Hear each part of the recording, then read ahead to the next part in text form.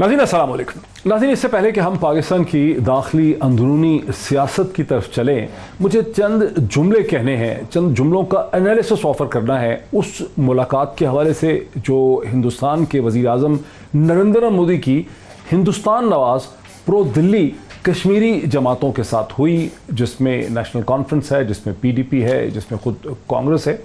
और अब तक की बात हमें वाज़े हो जानी चाहिए पाकिस्तान के लोगों को कि ये प्रो दिल्ली जमातें थीं जिन्होंने वहाँ जाकर नरेंद्र मोदी से रियासत जम्मू एंड कश्मीर का स्टेटहुड का स्टेटस जो है वो दोबारा मांगा है और वहाँ की असेंबली मांगी है। और ये वो चीज़ें हैं जो ख़ुद भी दिल्ली सरकार के लिए और नरेंद्र मोदी के लिए देना मजबूरी है।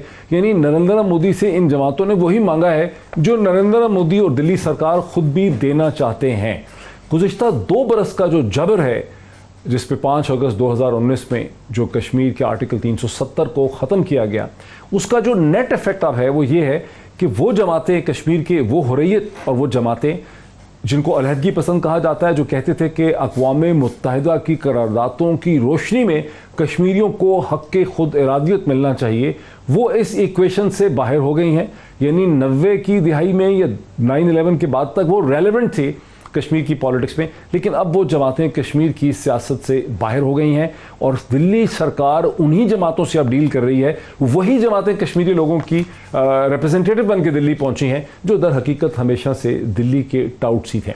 जब अगस्त 2019 हुआ तो पाकिस्तान में बहुत से एनालिस्ट ये कहते थे कि अब शेख अब्दुल्ला की जो जमात है और इन लोगों की ऑप्शंस ख़त्म हो गई है, अब इनकी कोई इक्वेशन बन नहीं सकती, तारीख ने पलटा खाया है, दिल्ली ही के मोहरे दिल्ली ही के साथ डील कर रहे हैं।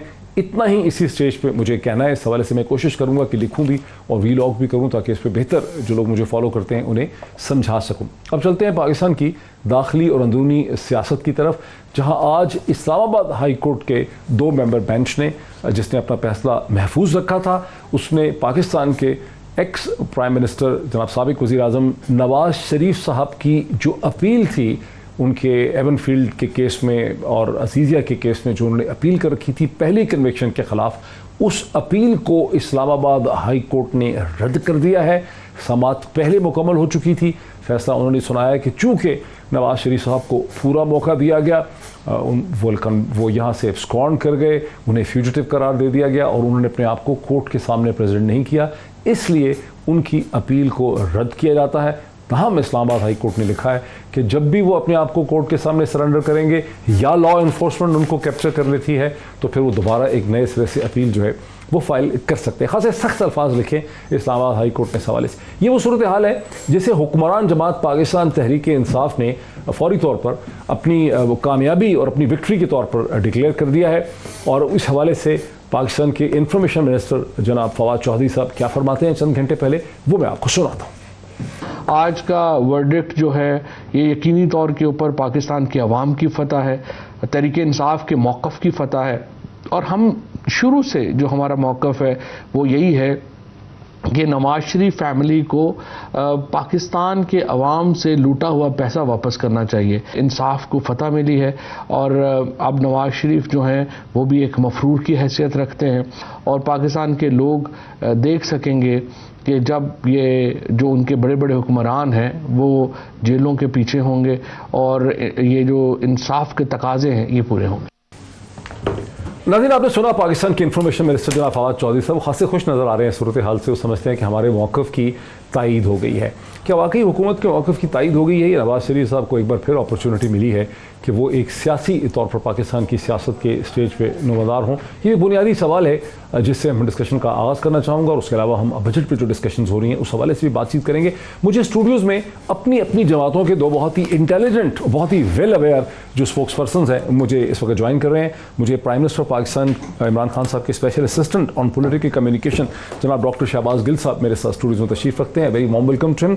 और मेरे साथ बिलाल कयानी साहब जो हैं वो भी ज्वाइन कर रहे हैं, जो कि असिस्टेंट सेक्रेटरी जनरल हैं PMLN PMLN के, पहले इन्वेस्टमेंट बैंक JP मॉर्गन के साथ रह चुके हैं, मेंबर हैं इकोनॉमिक एडवाइजरी काउंसिल PMLN के। तो जैसे कि मैंने कहा कि दो बहुत ही intelligent and well spoken representatives हैं, अपने अपने पॉइंट ऑफ व्यू के मेरे साथ स्टूडियोज में हैं। Warm welcome to both of them once again. Discussion का आगाज़ करते हैं। डॉक्टर शहबाज गिल साहब, क्या वजह है कि आप इसे सिर्फ अपनी फतह ही देख रहे हैं? जो इस्लामाबाद हाई कोर्ट ने फैसला किया, नवाज शरीफ साहब की अपील रद्द कर दी, इस्लामाबाद हाई कोर्ट ने उनको एक दोबारा अपॉर्चुनिटी भी दे दी है कि अगर वो कोर्ट के सामने आएंगे दोबारा एप्लीकेशन फाइल कर सकते हैं। इनफैक्ट अगर उनको मौका मिलता है, इलेक्शन से पहले वो आते हैं, तो वो उनको बड़ी पॉलिटिकली तो उनको कोई नुकसान नहीं हो। देखिए, बात यह है कि सियासी तौर पर सियासत हमेशा होती है, एक दो ही तरीके हैं सियासत के। एक सियासत है आप नफ़रत की बुनियाद पे करते हैं, जो मोदी ने की है इंडिया के अंदर। आपने देखा है कि उसने नफ़रत के बुनियाद के ऊपर लोगों को फ़िरका वाराना चीज़ों में उलझा के और सियासत की। दूसरी सियासत होती है जो आम सियासतदान करते हैं, कोई भी सियासतदान हो, वो सियासतदान करते हैं आवाम के ऊपर अपनी मॉरल विक्ट्री के साथ, अपनी मोरालिटी के साथ, और वो आपकी ताकत होती है, वही आपकी बर्तरी होती है, वही इक़्तिदार में लाती है। इवन इक़्तिदार में ना लाए तो अपोजिशन में भी इज़्ज़तदार तरीके से आप उसी ताकत की वजह से आप अपोजिशन में रहते हैं। नवाज शरीफ साहब जो है वो बदनाम ना होंगे तो क्या नाम नहीं होगा। आज नवाज शरीफ साहब का ये जो सारा केस था, ये था क्या? ये क्या कोई ऐसा केस था कि नवाज शरीफ साहब ने जिनीवा में कोई ऐसा फैसला किया था जो मुल्क के मुख्तदर हलकों ने उल्टा दिया और नवाज शरीफ साहब दूसरी तरफ चल पड़े और उन्होंने जमहूरियत के लिए कोई ब्लैक या रेड या ब्लू क्रॉस हासिल किया? ये केस था कि लंदन में लूटी हुई दौलत से आपने अपार्टमेंट कैसे खरीदे। और हमने कौमी असम्बली में कहा कि हजूर ये है वज़राए, उनकी सुपुत्री ने कहा कि मेरी लंदन तो क्या पाकिस्तान में भी कोई प्रॉपर्टी नहीं है। ये सब तमाम चीज़ें सुप्रीम कोर्ट में जाके झूठी साबित हुई, कैलबरी फॉन्ट और सब कुछ, और उसके बाद एहतसाब अदालत ने उन्हें गुनाहगार करके सज़ा दी। अब नवाज शरीफ साहब को जब सज़ा मिली तो मैं PTI में से वाहिद शख्स हूँ जो 3 दफ़ा उन्हें जेल में मिला, और मैं इस चीज़ को वाउच कर सकता हूँ क्योंकि बाई हुकर क्रुक वो जाना चाहते थे यहाँ से, सच बोल के, झूठ बोल के, मिन्नत करके, किसी भी तरीके से। He just wanted to go from here. अच्छा, अब वो यहाँ से जो भी प्लेटलेट्स सब कुछ कर करा के सबको, मुझे ये भी नहीं कहने की जरूरत कि वो झूठ है, सबको पता है वो क्या। अब वो लंदन पहुँच गए। जिस दिन वो लंदन भाग गए, उन्होंने जेल नहीं काटी, वो यहाँ से चले गए, उनकी इखलाकी मॉरल सियासी ताकत उस दिन ख़त्म हो गई। अच्छा, बाकी बाकी सब ड्रामा है, बाकी लस्सी में पानी डाल के जितना मर्जी गोली है, अगर वो खत्म हो गई तो फिर उनको फ्यूचर तो किसी ने, कौन जीता है तेरी जुल्फ के सर होने तक, वो आगे फ्यूचर में क्या होना है वो तो हम देखेंगे। लेकिन आज का जो फैसला है वो ये कहता है, जब वो गुजरांवाला में बोलते हैं वीलॉ उसके जरिए, वीडियो लिंक के जरिए कहीं और बोलते हैं, तो फिर इतनी थरथरी क्यों मच जाती है अगर उनकी सियासत खत्म हो गई, अगर उनकी फॉलोअरशिप नहीं है पॉलिटिकल? नहीं, देखिए, मैं ये तो कह नहीं रहा कि पाकिस्तान PMLN का वोटर नहीं है, पाकिस्तान में बिल्कुल है। ये तो कोई अहमक कहेगा कि पाकिस्तान PMLN की वोट बेस नहीं है, वो कम ज़रूर हुई होगी नवाज शरीफ साहब की। जैसे आज हमजा शहबाज ने जो स्टेटमेंट दी है, आपको क्या लगता है इससे वोटर जो है नारा मारेगा कि आप ये कहें कि मेरे अकाउंट में अरबों रुपए जो आए हैं वो मुझे नहीं पता मेरी कौन सी फुफ्फो, मामू, खाला, चचा, ताया किसने जमा करवाए हैं? आपके अकाउंट में डॉक्टर साहब को अरबों रुपए कभी किसी ने जमा करवाए और आपको पता नहीं चला? मेरे में तो नहीं हुए। तो मेरी इनसे गुजारिश है, ओ मामा, फुफी, चाचा सानू भी दे दियो जरा साडे अकाउंट 'ਚ पैसे जमा कराए और सानू पता भी ना होवे। अच्छा, साडे ते किसी रिश्तेदार ने साडी सालगिरह ते 1000 रुपया दिता होवे, वो भी दसदा है कि भाई तुम्हें 1000 रुपए का गिफ्ट दिया था। तो कहने की बात ये है कि जो आज का फैसला भी है उसमें कहा गया कि नवाज शरीफ एक इश्तिहारी है, मफरूर है, अदालत ने कहा कि वो आए और वो नहीं है। तो इज्जत की जगह तो मुझे कहीं नजर नहीं आ रही। बिलाल यानी साहब, ये जो जुमले लिख दिए हैं इस्लामाबाद हाई कोर्ट में नवाज शरीफ के हवाले से कि he Nawaz Sharif despite being on bail proceeded abroad and did not appear before this court and without any justification or basis remained absent on a number of dates of hearing. Hence this court was left with no option but to follow the procedure as provided in Code of Criminal Procedure in 1898 and declare him as fugitive. यानी नवाज शरीफ साहब को तमाम मौके दिए गए, उन्होंने उनको avail नहीं किया, कोई उनके पास रीज़न नहीं है जस्टिफाइड, इसीलिए हमने उनको कानून से फ्यूजिटिव या भगोड़ा डिक्लेयर किया। फिर अगले पैराग्राफ 13 में लिखा है, in view of the foregoing, since appellant is fugitive from law, hence has lost his right of audience before this court and we are left with no choice except to dismiss appeal. ये तो सियासी तौर पर खासा ये ख़राब लग रही है नवाज शरीफ, जो लोग समझ सकें इसको। जी मोहित साहब, देखिए, सबसे पहले तो जो बात अभी शहबाज गिल साहब ने की, बदकिस्मती तो है, मगर ये एक्सपेक्टेड भी है। अब इनकी जमात का तरीक़ाकार है, शेख रशीद साहब भी, सारे लोग बीपरों पे आके इसको सेंसेशनलाइज कर रहे थे। बट उससे पहले जो बात अभी शहबाज गिल साहब ने की है, पहले उसको ज़रा एड्रेस कर लेते हैं कि एवन फील्ड की जजमेंट की जो रियलिटी है वो अरशद मलिक साहब बयान कर गए थे और इसी वजह से ये अपील भी बाद में लगी, इसी के अंदर ये जजमेंट सस्पेंड भी हुई। और जहाँ तक बात है बाहर जाने की, बाहर तो इनकी इंडिपेंडेंट वेरीफाइड मेडिकल रिपोर्ट्स के बाद इन्होंने ही फैसला किया था बाहर जाने का, और कोर्ट ने भी ओनर्स हुकूमत की तरफ किया था, और हुकूमत ने खुद वेरीफाई करके काबीना ने फैसला किया। इसलिए ये इसको जितना मर्जी अब उसको तरोड़े मरोड़े, हकीकत यही है कि उनके जेन्युइन मेडिकल इश्यूज़ थे जो इन्होंने भी, अब इमरान खान साहब जैसे विंडिक्टिव इंसान ने भी जब अपनी तरफ से वेरीफाई करा के 2-3 दफ़ा खुद काबीना से इजाज़त दी है, तो अब ये जो मर्जी बात करें वो हक़ाइक़ अपनी जगह ठहरते हैं। देखिए, तीसरी बात जो जजमेंट है, इसके अंदर सबसे अहम बात ये है कि देखिए, एक ये अपील फाइल हुई थी और इसकी समात रिसेंटली हुई है, और इसके ऊपर जो समात हुई हैं रिसेंटली, उनमें बातचीत मेनली इस बात पे हुई कि क्या मियां मोहम्मद नवाज शरीफ साहब की गैर मौजूदगी के अंदर अपील की प्रोसीडिंग्स को प्रोसीड होना चाहिए कि नहीं। उसके अंदर उन्होंने होता नहीं है कानून में इसकी नहीं, मगर इसके नहीं, देखिए उसके ऊपर तो फिर बेंच ने आजम तारड़ साहब को भी कहा, नैब के प्रोसिक्यूटर को भी कहा कि वो आजम तारड़ साहब को कहा कि वो असिस्ट करें कोर्ट को, not as the counsel for the defendant, but assist करें कोर्ट को, और साथ ही साथ नैब के प्रोसिक्यूटर ने भी अपने व्यूज़ दिए कि क्या होना चाहिए, और इवेंचुअली कोर्ट ने ये डिसाइड, जो जजमेंट आपके सामने आई है। मगर देखिए इस जजमेंट की, लेकिन आजम साहब ने भी यही कहा कि अमूमन ऐसा नहीं होता जी। देखिए, हालांकि आपकी party, but let's come to the, देखिए जजमेंट जो है, देखिए उसमें हमारी सलाह ये थी कि बेहतर है कि अभी इस अपील पे ना प्रोसीड किया जाए जब तक मियां मोहम्मद नवाज शरीफ साहब नहीं आते। मगर अगर आप लोगों की भी सलाह थी जी, अब देखिए मंदी, हमारा मौक़िफ़ ये था कि बेहतर है कि ये प्रोसीड, और अगर आप ये जजमेंट देखें तो इसका भी लीगल इफेक्ट यही है कि अभी के लिए ये अपील डिसमिस हो गई है। जब भी वो वापस आएंगे तो इस्लामाबाद हाई कोर्ट में ही उनके पास राइट ऑफ अपील उनका बरकरार है। जो आज का अपील का डिसमिसल हुआ है, ये ऑन ग्राउंड्स ऑफ मेरिट नहीं हुआ, ये अदम मौजूदगी की वजह से उन्होंने डिसमिस की है। इसके अंदर मेरिट्स कंसिडर नहीं हुए, इसके अंदर उन्होंने बिल्कुल इसलिए नहीं कहा कि अपील जो उसके अंदर एक्चुअल जो उसका सब्सटेंस है उसकी बुनियाद के ऊपर ये फैसला नहीं आया। उनकी right of appeal for all practical purposes बरकरार है।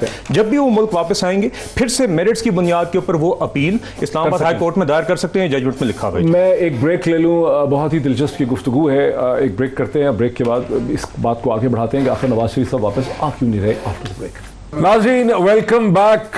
वक्त से पहले खासा टेंस स्टैंड ऑफ था हमारे पास इस इशू के ऊपर कि मोहतरम नवाज शरीफ साहब, पाकिस्तान के एक्स प्राइम मिनिस्टर, वापस क्यों नहीं आ रहे। जून में समात जो थी उन्हें बुलाया गया, इस्लामाबाद हाई कोर्ट ने उन्हें पूरा मौका देने की कोशिश की, उनको कई दफ़ा बुलाया गया, बिलाखिर इस्लामाबाद हाई कोर्ट ने मजबूर होकर उन्हें एक प्रोक्लेम्ड ऑफेंडर या उन्हें फ्यूजिटिव करार दे दिया, भगोड़ा करार दे दिया। इस हवाले से एक दिन पहले मोहतरमा मरियम नवाज साहिबा से सवाल पूछा गया कि क्या वो वापस आएंगे, उसका उन्होंने क्या जवाब दिया वो सुन लेते हैं।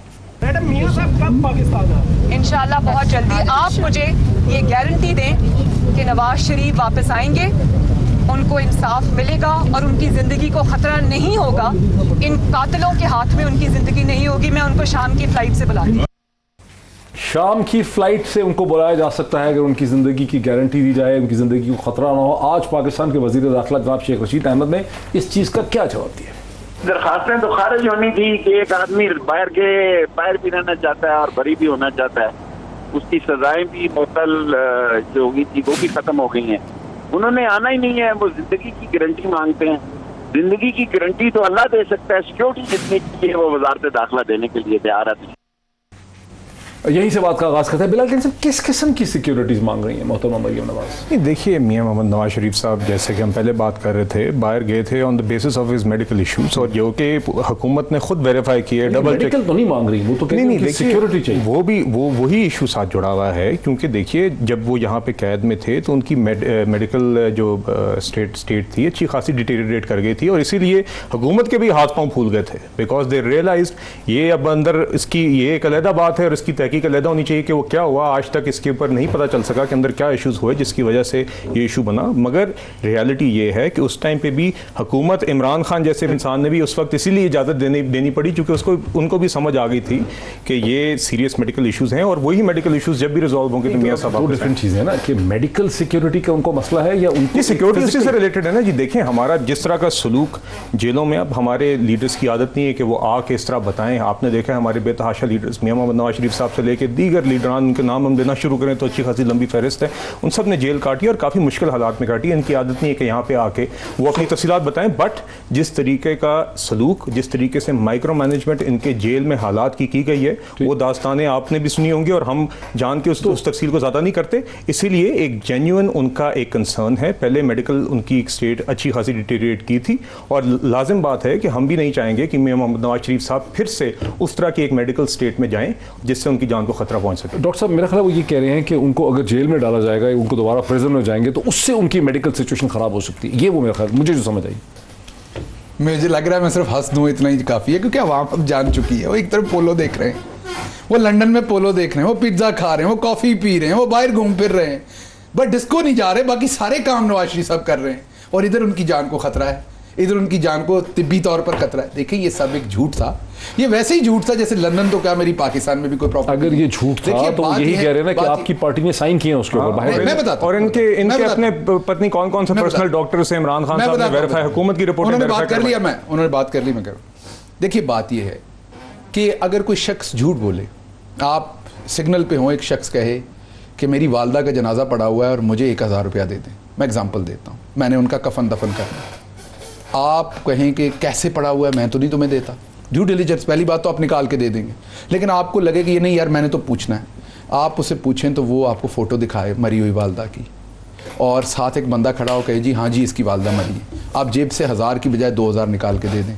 अगले चौक पे लोग आपको बेवकूफ़ कहें कि आप बहुत बड़े बेवकूफ़ हैं। नहीं, आप बेवकूफ़ नहीं हैं, आपने गलत फैसला नहीं किया। वो मक्कार शख्स था, वो एक मक्कार शख्स था जिसमें इतने एथिक्स नहीं थे कि वो सच बोले। आप कह रहे हैं आप उसकी मोरालिटी नहीं थी कि वो सच बोले, वो इतना गिर गया नीचे कि उसकी मोरालिटी सारी कोलैप्स हो गई।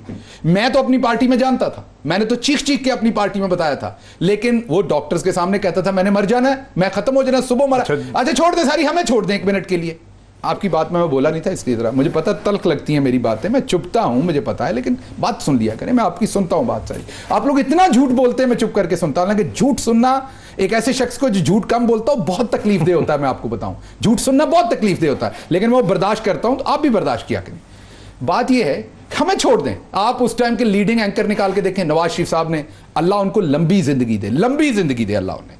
हाँ वो किसी की कभी भी बीमारी और मौत की दुआ नहीं करनी चाहिए, दुश्मन हो दोस्तों, अल्लाह उनको लंबी जिंदगी दे, सेहत दे। लेकिन ये लोग क्या कहते थे कि नहीं कि उन्होंने कल मर जाना है, अगर आपने रखा, क्या पूरी PMLN बैन डालती थी कि नहीं? अब जब वो पोलो देखते हैं तो क्यों उनकी सेहत पर कुछ नहीं होता? वो क्यों जवाब नहीं देते कि वो किसी हॉस्पिटल में 1 दिन के लिए एडमिट नहीं हुए? कौम को बेवकूफ बना के यहां से निकले। आप कहते हैं हमें फायदा हो गया, फायदा तो इनको पूरा तब होगा जिस दिन हमें ये बताएंगे। मैं वापस सवाल वही करता हूं कि हमजा शहबाज को क्यों नहीं पता किसने उसके अकाउंट में अरबों रुपए ये जो मर्जी डालें। इन्होंने ये तासुर देने की कोशिश की कि मियां मोहम्मद नवाज शरीफ साहब ने कहा मैं बीमार हूं और उनकी बात मान के उनको बाहर जाने की इजाजत हुकूमत ने दी। ऐसा बिल्कुल नहीं है, जैसा कि आप जानते हैं, और हमने फिर से, मैं तीसरी दफा अब ये दोहरा रहा हूं इस शो में, इसी हुकूमत ने खुद अपनी मेडिकल टेस्ट किए, इस बात को वेरीफाई किया, फिर हमारी इतलात के मुताबिक खान साहब को उस पर भी तसल्ली नहीं थी, तो उन्होंने मेरे ख्याल से डॉक्टर फैसल सुल्तान साहब थे या किसी और से वेरीफाई करा के खुद काबीना को बताया कि नहीं वो वाकई अलील हैं। इसलिए जो मर्जी कह दें, ये इनको भी पता है ये झूठ बोल रहे हैं, इनकी हुकूमत ने खुद ये बात वेरीफाई की हुई है। हमें बेवकूफ बनाया गया। नहीं तो किस मेडिकल रिपोर्ट्स बेवकूफ क्या नहीं 2 सेकंड क्या उनके हुकूमत ने यास्मीन राशिद ने बिल्कुल गलत काम किया, मैं ऑन रिकॉर्ड कहता हूं, मेरे से सीनियर है, मेरे से सीनियर है, मैं गलत किया, मेरे हिसाब से उन्होंने गलत किया। ये मेरा पर्सनल स्टेटमेंट है, पार्टी का नहीं, लेकिन मेरे हिसाब से वो मेडिकल प्रोफेशनल्स की जेन्युइन रिपोर्ट के साथ खड़ी रही और आपके नहीं, उन्होंने गलत किया, उन्होंने इसको ड्यू डिलिजेंस पूरी नहीं की, ये मेरा स्टांस है और मेरा जाती स्टांस है। रिपोर्ट को मैं उनका एहतराम करता हूं, मेरे से बड़ी हैं और सिर्फ सीनियर हैं, लेकिन उन्होंने गलत किया। और सिर्फ गवर्नमेंट की मेडिकल रिपोर्ट्स ही नहीं थी जो ये कह रही थी, उसके बाद खान साहब ने खुद भी वेरीफाई कराया मेरे ख्याल से डॉक्टर फैसल सुल्तान साहब से। एक बात बताते हैं, नहीं एक सेकंड एक बात बताते, एक सेकंड बात बताते हैं। ये आपके घर बेटा पैदा होता है, नर्स आके आपको बताती है बेटा पैदा हुआ, आप कहते हैं कैसे, वो आपको मेडिकल रिपोर्ट भी देती है आपके घर बेटा पैदा हुआ, लेकिन वो बेटा बाद में बेटी निकलता है, जो बेटी भी अल्लाह की शान है, ज्यादा अच्छी चीज है। या वाइस वर्सा कर लें, नर्स कहती बेटी पैदा हुई, आप बड़े खुश होते हैं, तो कल मैं जो जेंडर में आपको कहें बेटी पैदा हुई, आप शादियाने बजाते हैं क्योंकि आपके यहाँ पहले 2 बेटे 1 बेटी हुई, आप बड़े खुश हैं कि मुझे बेटी जल्दी पॉलिटिकली क्रैक कर लिया। और आपने डरे हुए ना भाई, आजकल वो लिबरल ब्रिगेड पीछे चढ़ जाता है ना, हमें नई चीजें सिखाता, तो आपको मेडिकल सर्टिफिकेट भी दे दिया, आपके यहाँ घर बेटी पैदा हुई, घर आए होते हो मुंडा फिर रहा तो अड़े घर भजा फिरदा है। तो सच्चाई तो किसी मेडिकल स्टोर उससे सर्टिफिकेट से नहीं छुपती ना। अच्छा। नवाज शरीफ तो वहां पोलो देख रहा है, नवाज शरीफ वहां पिज्जे खा रहा है, तो अगर डॉक्टर यास्मीन या डॉक्टर सारे करेक्ट थे तो नवाज शरीफ बीमार क्यों नहीं हुए, हॉस्पिटल क्यों नहीं एडमिट हुए? नहीं बेसिकली मतलब ये कौन सा चांद चढ़ा है, चांद चढ़ने के बाद कुछ और चढ़ गया। ठीक साहब, अब बेसिक चीज़ है ना कि वहाँ किसी टर्शरी केयर हॉस्पिटल में, जो प्रॉपर हॉस्पिटल होता है टीचिंग टर्शरी केयर हॉस्पिटल, उसमें नवाज शरीफ साहब ना तो एडमिट हुए 2-4 दिन के लिए, ना उनके डायग्नोस्टिक वहां पे नहीं वहां पे जाके क्लिनिक एक में जाते आते आपको रहे। याद होगा जब वो गए थे तो उनके इनिशियल चेकअप्स होते हैं, वो कहीं दाखिल नहीं हुए। कंसल्टेटिव प्रोसेसेस उनकी चलती रही थी। उसके बाद एज आई अंडरस्टैंड उनका एक प्रोसीजर भी स्केड्यूल या अंडर डिस्कशन था, मगर उसके बाद कोविड हो गया, जिसकी वजह से मेरे भी प्रोसीजर 4-5 देखिए डिस्कशन इस तरह आपको तो 2 साल हो गए ना, नवंबर 2019 जी में गए। मगर अब एज आई अंडरस्टैंड उनकी कंसल्टेशंस वहाँ पे चल रही हैं। और देखिए दूसरी बात ये है, अब ये डॉक्टर यास्मीन राशिद साहिबा को जो मर्जी कह लें, दैट ये रियलिटी है कि ही वाज इल, और ये तो चाहते हैं, इनको तो दुख इस बात का है कि उनकी तबीयत मजीद खराब क्यों नहीं, उनकी जान खतरे में क्यों नहीं आई, और ये इस बात का क्योंकि वो उस टाइम पे उनको वो बेल मिली और जो बाहर गए हैं और जो कंसल्टेशन वहाँ पे हुई है, और जिस चीज़ को ये सहरे कह रहे हैं वो वॉक भी डॉक्टर की प्रिस्क्राइब्ड है, इसीलिए ये तो इनको तो अफसोस है इस बात का। अच्छा, ये हमें मुझे पता है नवाज शरीफ को अल्लाह सेहत दे, जिंदगी दे, ताकि वो जेल में आके अपनी सजा काटे। जब एक हुकूमत को मेडिकल रिपोर्ट्स, पंजाब हुकूमत के Punjab medical health department medical report कह रही है कानून निकल आया, आपकी अपनी पंजाब की हेल्थ मिनिस्टर ये कह रही हूँ कि वो इल हैं।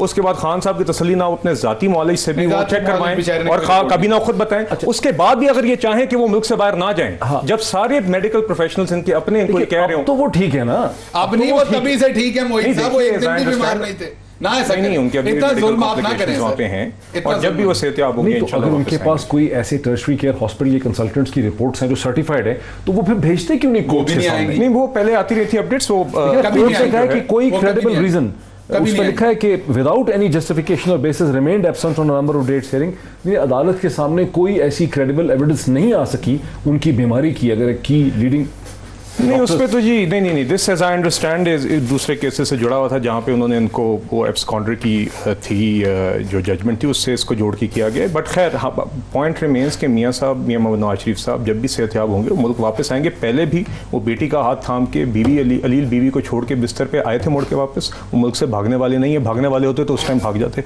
ही केम, ही फेस्ड इट, अपनी बेटी का हाथ पकड़ के। बेटी, आप मुझे बताएं इस मुल्क के अंदर जमहूरी और गैर जमहूरी लीडर भी बहुत सारे रहे हैं, आप एक की मिसाल दे दें जो अपनी बेटी का हाथ थामे बीवी को स्टेट के अंदर छोड़ के, और उस बीवी की साथ भी जो इन लोगों ने प्रोपेगेंडा किया वो आपको अच्छी तरह पता है। उस बेटी का हाथ थाम के जेल में, बेटी समेत जेल में आए, वो मुल्क से भागने वाली नहीं है, ये बेफिक्र है, मुल्क वापस आएंगे। और इनको इसी चीज का डर है। क्विकली जवाब दे, दो बातें क्विकली। देखिए, एक तो इन लोगों की रीडिंग थोड़ी सी गलत है सियासत की, सियासत में किसी और तरह से आगे, नून रीडिंग एनालिसिस बहुत कमजोर है, ठीक है, नून का एनालिसिस कमजोर था। शहबाज शरीफ भी फंस गए मास्क के पीछे। अगर याद है कि लैपटॉप के सामने जिससे 30-40 साल वो कई बंदे, अब आपको पता है, कई बंदे सहाफत में भी, सियासत में भी 50-50 साल से, लेकिन जब आप उनके करीब काम करते हैं, बंदा पूछता है गलती हो गई इनसे, गलती क्या हो गई इनसे, क्या मिसजज हो गई। तो ये शहबाज शरीफ साहब भी कोविड के चक्कर में आए थे, अब पछताते हैं कि मैं क्यों आया। वो कहते थे ना मुझे क्यों निकाला, वो कहते हैं मैं क्यों वापस आया। मैं आपको अंदर की बात बता रहा हूं, ये कहते हैं मैं क्यों आया। अब दिन रात भागने की कोशिश है शहबाज शरीफ। हाँ, शहबाज शरीफ यहां से भागना चाहते हैं ना, दिन रात भागने लगे थे कतर की फ्लाइट पे रातों रात बड़ी जुस्तजू के साथ, लेकिन नहीं जाने दिया गया। पहले गए थे, वापस आ गए। हाँ, वो पहले मैं यही तो कह रहा हूँ, रीडिंग गलत थी। पहले कोरोना के चक्कर में आ गए कि कोरोना फैल जाना है, यहाँ पे एहतसाब होना नहीं, मेरी भी जान छूट जानी है, यहाँ 10-15 हज़ार लोग मरेंगे, भूल जाना है हुकूमत को सारा उस अफरा तफरी के अंदर। तो इस चक्कर में आए और लैपटॉप के सामने मास्क पहन के बैठे, आपको याद होगा, और चंद मास्क भी बांटे, और उसके बाद वो काम उनका खराब हो गया। अच्छा, अब हम आते हैं एहसन इकबाल साहब के बयान के ऊपर। उन्होंने कहा कि ओवरसीज पाकिस्तानियों को सियासत का नहीं पता। ये कहा ना उन्होंने पिछले दिनों। अपना बेटा उनका वाशिंगटन में पढ़ रहा था, उसको बुला के सीधा लोकल गवर्नमेंट का इलेक्शन लड़वा दिया। ये ਤੁਹਾਡੇ ਪੁੱਤਰ ਨੂੰ पता है, दो दिमाग ने ਤੁਹਾਡੇ ਪੁੱਤਰ ਦੇ सिर ਦੇ ਵਿੱਚ, और आम शहरी ਨੂੰ नहीं पता। कलसूम नवाज साहब मेरी मां की तरह थी, अल्लाह उन्हें करवट जन्नत नसीब करे, अल्लाह उनके दर्जात बुलंद करे। वो बस बिस्तरे मरग पे थी, कोमा में थी, उन्हें लाहौर में इलेक्शन लड़वा दिया। वो कौन लोग हो तुसी? एक स्टैंडर्ड तुम लोगों का अपने के लिए है, एक स्टैंडर्ड दूसरे ओवरसीज पाकिस्तानी के लिए है। आज ही ओवरसीज पाकिस्तानी के नुमाइंदे शाहिद रांझा और दूसरे लोग मिलके गए हैं प्राइम मिनिस्टर से भी, और कल इलेक्शन कमीशन के सामने उन्होंने मुजाहरा किया है कि हमें वोट का हक दे ओवरसीज पाकिस्तानी जो मिडिल ईस्ट में 80% है, ना उसके पास वहां का पक्का वीजा, ना नेशनलिटी, बीवी उसकी यहाँ, बेटी यहाँ, माँ यहाँ, बाप यहाँ, उसको आप वोट का हक नहीं देते। ब्रेक मुझे लेनी है। ब्रेक में बाद में इलेक्टोरल रिफॉर्म के हवाले से भी, ओवरसीज वोट के हवाले से भी, और कुछ बजट के हवाले से बात करते हैं ब्रेक के बाद। Welcome back. सबसे पहले थोड़ी सी बात बजट की कर लें, जहां पर इस वक्त बहुत ही तेज और तुंद किस्म की तकरीरें जो है बजट के हवाले से हो रही हैं। और अब से चंद घंटे पहले मरियम औरंगजेब साहिबा ने इस हवाले से हुकूमत पे क्या तनकीद की, वो मैं टुकड़ा आपको सुनाता हूं। 2 साल 10 माह 7 दिन में 6 दफा काबीना बदली, 4 दफा वजीर खजाना बदला, 4 दफा FBR का चेयरमैन बदला, 4 दफा बोर्ड ऑफ इन्वेस्टमेंट का चेयरमैन बदला। और दिन रात सुबह शाम एक कर दी गई। लेकिन 2 साल 10 माह 7 दिन में 16% महंगाई, 50 लाख लोग बेरोजगार, 2 करोड़ लाख गुर्बत की लकीर से नीचे। जनाबे स्पीकर, ये खून चूस बजट है। ये किताबें खाने के बाद मुझे पता चला है ये ज़कूटा जिन बजट है। ये कमाल की कारकर्दगी उस ज़कूटा जिन के है जो इमरान खान साहब के पास पहले दिन से मौजूद है, जो कहता है मैं क्या करूं, मुझे काम बताओ, मैं किसको खाऊं। ताज़ीन, ज़कूटा जिन बड़ी दिलचस्प किस्म की उन्होंने टर्म इख्तरा की, मुझे इसका पता नहीं ठीक तरह से क्या है, लेकिन जो कुछ मरियम औरंगज़ेब साहब ने कहा, इसमें एक बात कम अज़ कम बिल्कुल है कि जितनी तब्दीलियाँ आपकी हुकूमत ने की हैं 2 बरस कुछ 2.5 बरस में, इतनी 70 बरस में किसी हुकूमत ने नहीं की। अच्छा, इसका मैं वापस सवाल करता हूँ। जब भी मेरी आपकी कभी ऑफ द रिकॉर्ड डिस्कशन होती है, क्या हम ये इस बात पे इत्तफाक नहीं करते कि पाकिस्तान में टैलेंट का काल है?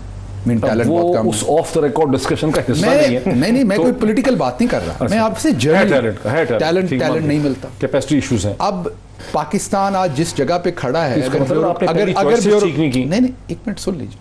अब पाकिस्तान जिस जगह पे खड़ा है, पूरी दुनिया में दुनिया आगे क्यों बढ़ती है? जो तरक्की याफ्ता मुल्क, क्योंकि वहाँ स्टैंडर्डाइजेशन हो जाती है हर चीज़ में। आप अगर सीनियर मैनेजर के ओहदे पे लोग देखेंगे तो प्रिटी मच वो स्टैंडर्डाइज होंगे। आप जर्नलिस्ट सीनियर देखेंगे, प्रिटी मच स्टैंडर्डाइज होंगे, मीन उनकी काबिलियत एक दूसरे से 19-20 होगी। यहाँ पर क्या होता है, सियासतदान हो, जर्नलिस्ट हो, ब्यूरोक्रेट हो, एक 5000 में से बहुत अच्छा होगा, बाकी सब निकम्मे होंगे। टैलेंट का बहुत काल है। अब जब इस तरह के इन्वायरमेंट में आप आएंगे, आपने बंदा लगा दिया, अब या तो आपकी सगी खाला का बेटा हो आबिद शेर अली, और आप उसे लगा दें एनर्जी का मिनिस्टर, जिसने ज़िंदगी में बेचारे ने कभी बल्ब भी चेंज ना किया हो। अभी आजकल वो 50% डिस्काउंट पे पजामास खरीद रहे हैं, हेरल्ड पे तस्वीर है मेरे पास, दे देता हूँ, लंदन में शॉपिंग कर रहे हैं।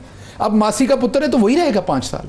या आपका समधी इसाक डार हो, आपको बदलने की जरूरत नहीं है। भले इसाक डार डबो दे आपकी इकोनॉमी, आपकी भले फसलों की यील्ड 0.68% बड़े, जब आपके आप उस टाइम तब्दीली करते हैं। मुझे पूरी बात करनी, ये टैलेंट, एक सेकंड मुझे पूरी बात करने दीजिए।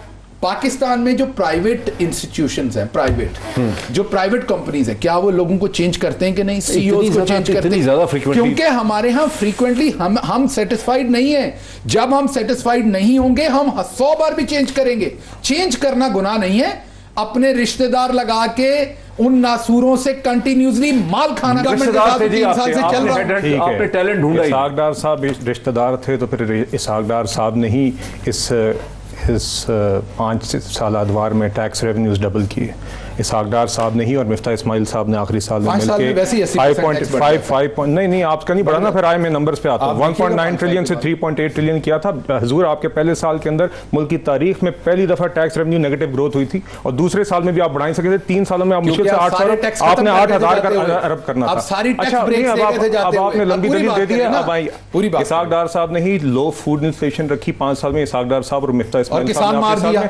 अब मुझे मुकम्मल करने था, मुझे पता है, आपको भी पता है कि आपके पास दलील नहीं है, इसलिए अब आप इसको बुलडोज करने की कोशिश कर रहे हैं। किसान मार दिया, गंदम 100 रुपए बढ़ाई 5 सालों में। किसान ये कह रहे हैं कि साहबदार टैलेंटेड थे, उनका बेसिक आर्गुमेंट है कि साहबदार टैलेंटेड थे। चीनी किसके दौर में 110 रुपए की, किसके दौर में 52 रुपए। अच्छा, 10,000 अरब सिर्फ कर्जों में इजाफा करके सीपैक, मोटरवे, स्कूल्स, हॉस्पिटल्स बनाए, इनके 13,000 अरब का डेट का इजाफा हो चुका है पिछले 3 सालों में। मुल्क की तारीख में 12,000 मेगावाट बिजली का इजाफा हुआ। अच्छा, अब आप आ जाइए इनकी जो हुकूमत है। इन्होंने कहा था असद उमर साहब से बेहतर जो है ना सुपरस्टार है कोई नहीं। इनका स्टार पोस्टर बॉय थे, और वाहिद शख्स थे इनकी पूरी टीम के अंदर जिसको पता था कि मैं क्या बनूंगा अगर इमरान खान कभी वजीर आजम बनता है। मैं बड़ा होकर क्या, जी बड़ा होकर क्या बनूंगा। बड़े होकर जब बने तो इनको 10 महीने में फारिग कर दिया। चले, उनको फारिग कर दिया, हफीज शेख साहब आ गए। हफीज शेख साहब को हायर करने से मेरे ख्याल से 1-2 हफ्ते पहले या 1-2 हफ्ते बाद इमरान खान साहब ने मिडनाइट की डेट इंक्वायरी कमीशन अनाउंस की। उसमें से 3 सालों 10 सालों की जिसकी इंक्वायरी करनी है वो हफीज शेख साहब उस वक्त फाइनेंस मिनिस्टर थे। हफीज शेख साहब ने आते ही कहा जी लकीर की फकीरी करेंगे, IMF जो कहता है इसको फॉलो करेंगे। अच्छे भले हमारे काबिल फाइनेंस सेक्रेटरी साहब ने, नहीं आप बैठे हुए थे जब हफीज शेख साहब ने ये कहा। अच्छा हजूर, तो अब सुन ले, हफीज शेख ने कहा कि लकीर की फकीरी करेंगे। नहीं कहा था। और सुने, मेरा पहले सवाल है, उन्होंने कहा है proof is in the pudding. आपने देखा है कि किस तरीके से प्रूफ इस बात पे है कि जिस दिन आप गवर्नमेंट छोड़ के गए थे, आप 20 अरब डॉलर का करंट अकाउंट डेफिसिट छोड़ के, मैं वैसे पे आ रहा हूं, 40 अरब का ट्रेड डेफिसिट छोड़ के गए। मुझे ड्राउन आउट करना चाह रहे हैं, इनको पता है, इनको पता है आज पाकिस्तान ऊपर जा रहा डॉक्टर साहब, आपकी मैं जानना इकोनॉमी चाहूंगा ऊपर कि- जा रही है, अच्छा, उनको आपकी बोलने- कंस्ट्रक्शन ट्रैक्टर ज्यादा बिक रहे हैं, मोटरसाइकिल ज्यादा बिक रहे हैं, हफीज शेख आपका साहब का सीमेंट जो ज्यादा पहला बिक बजट रहा था, है, अच्छा, हर बात तो चीज कर में आप रहे थे। ऊपर गए। हफीज शेख साहब का जो- 1200 अरब नो झूठ बोल रहा, झूठ कैसे? अच्छा चले मैं झूठ लोग बोल रहा हूं। जज कर लेंगे। अच्छा मैं झूठ बोल Difficult to अच्छा listen. मैं झूठ किसान बोल रहा हूं कि को हफीज शेख 100 साहब को रुपए का वजीर रिलीफ खजाना दिया लगाया 5 सालों में। हफीज शेख साहब किसान को हफीज 100 शेख रुपए साहब का को- रिलीफ दिया, 20 अरब का हफीज करंट शेख साहब अकाउंट की जो डेफिसिट पहली छोड़ के बजट गए, स्पीच थी, 40 वो अरब नहीं का कर सकते ट्रेड थे, डेफिसिट होता छोड़ है के। Finance minister. फैसलाबाद उनको में wind up तो करने दें। फैसलाबाद में पावर लूम्स कबाड़ के भाव बिकी या नहीं इनसे कहें अकेला बिकी? शो करना है। पाकिस्तान की एक्सपोर्ट 25 अरब से 21 इनका अरब ही हुई या तरीका नहीं मेरी हुई? अर्ज सुने। तमाम बातें बताइए अब सुने हमें। अच्छा हफीज शेख साहब, कोई गलत बात मैं कर हफीज रहा हूं शेख कोई? साहब का जो पहला बजट था वो तो पेश कर नहीं सकते थे, हम आदर साहब से कहा तकरीर पढ़ लें। वो उससे क्या तकरीर फर्क पढ़ी, पड़ता है? वो तकरीर हजूर अब सुन लेने फिर ड्रामेबाजी कर रहे हैं। मुझे शुरू में भाई वो मिनिस्टर नहीं थे ना? हौसले के भाषण दे रहे थे हम। ओहो, मैं पता तो नहीं दे क्या रहा क्या हूं बातें हौसला। सुनते हैं। पर अच्छा, गलत जरा बयान- wind up करें, गलत wind बयान up ना करें। करें। नहीं नहीं सर मेरी अर्ज सुने। हमाद अजहर साहब को उन्होंने उतने इमरान खान साहब खुश है कि उन्होंने मुस्लिम लीग नून पे तनकीद की बजट स्पीच में उनको वफाकी वजीर जज्बात में बना दिया। He was federal minister for revenue एक दिन के लिए, नोटिफाई एक दिन के लिए, बिकॉज हफीज शेख साहब भाग के प्राइम मिनिस्टर ऑफिस गए। उन्होंने कहा कि हुजूर ये तो आपने मुझसे रेवेन्यू का पोर्टफोलियो ले लिया। इस तरीके से फैसले हमाद पूरे शरीफ खानदान से ज्यादा पढ़ा लिखा है। हफीज शेख साहब को जब पूरे बताया- शरीफ खानदान की जितनी और डिग्रियां हैं जितना ना, मर्जी उससे पढ़ा- ज्यादा पढ़ा तो लिखा फिर हमाद आपने अजहर शरीफ है। बंदे के साथ ये क्यों पूरे शुरू किया? इसको शरीफ- 2 दफा लगा के पूरे हटाया। शरीफ खानदान उस से। 2 दफा कोई 8वीं फेल, एक दफा एक कोई दिन के बाद कुलीबन के हटाया। पास हुआ हुआ दूसरी है, दफा आपने कोई 17 दिन थर्ड के बाद क्लास के उसको साथ हटा फेल। दिया। अब आप तो शौकत तरीन साहब पे आ गए, शरीफ जो खानदान की पीपल्स जो पार्टी का डिग्रियां दूसरा हमाद फाइनेंस अजहर से मिनिस्टर रह गया था। ज्यादा वो- पढ़ा। कुछ ख्याल करो। मैं- अब एग्जाम हमारा एनर्जी मिनिस्टर है हमाद अजहर, जिसको ये कह रहे हैं कि तनकीद के ऊपर कर दिया। इनका एनर्जी मिनिस्टर था आबद शेर अली, वो कल लड़की ये बना बड़ी हुआ खुशी था हो रही है मुझे कि देख मैं के कि ऐसी जो डॉटर शुरू में इनका रवैया था कल इन्होंने कि मैं ट्वीट बड़े किया हौसले से था सुनता आबद हूं, शेर अली ने हौसला कल लड़की ट्वीट बना किया हुआ था। कल आबद शेर अली ने ट्वीट किया था कि मैं एक ऐसी लड़की हूं जिसको मेरे बाप ने वो कॉपी कर लिया ना, एक एंकर बेचारी ने ट्वीट किया अंग्रेजी का ट्वीट, एंकर का ये इनका एनर्जी मिनिस्टर अच्छा, था। अब बदकिस्मती से मुल्क के तमाम इशारिये नेगेटिव थे। 20 वक्त अरब मेरा तमाम अशारिये नेगेटिव थे। आज एनर्जी ग्रो कर रही है, आज इकोनॉमी ग्रो कर रही है, आज आपका किसान खुश है। इन्होंने 100 रुपए सिर्फ और सिर्फ गंदम के बढ़ाए, किसान मार दिया, इंडस्ट्रियलिस्ट मार दिया, टेक्सटाइल खत्म, लार्ज मैन्युफैक्चरिंग सेक्टर खत्म। बहुत से सवाल अपने मुल्क के बहुत से सवाल और थे। मैं समझना चाह रहा था कि बजट में जो प्रपोजल्स के ऊपर तनकीद आ रही है उनका क्या होगा, क्या उनकी करेक्शन होगी, लेकिन वो बात नहीं हो सकी है। वक्त हमारा खत्म हुआ, फिर आपसे मुलाकात होती है अगले हफ्ते इंशाल्लाह। फिर देखते रहिए, बहुत शुक्रिया।